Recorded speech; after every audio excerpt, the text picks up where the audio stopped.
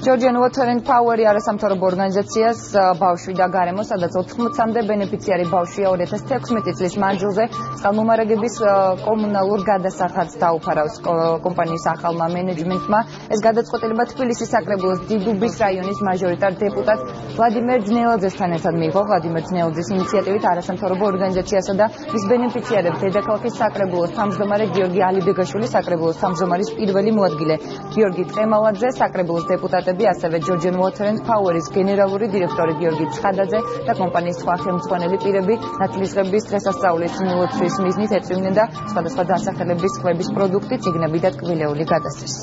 ეს არის ორგანიზაცია ბავშვი და გარემო.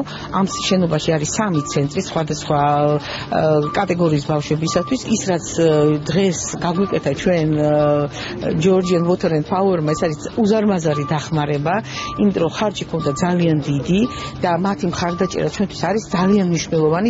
ძალიან თბილი შეხვედრა მოგვიწყეს ბავშვებმა, გამართეს კონცერტი და მხოლოდ ერთი აზრი გიჩნდება ადამიანს, რომ რაღაცნაირად ყოველთვის სოლიდარულები უნდა ვიყოთ ერთმანეთის მიმართ, განსაკუთრებით ჩვენი მომავალი თაობის მიმართ. მე მგონია, რომ თბილისის წყლის ეს ინიციატივა სხვა კომპანიებიც გაიზიარებენ და ჩვენ შვილებს უფრო მეტი საშუალება ექნებათ, რომ კარგი ბავშვობა გქონდეთ.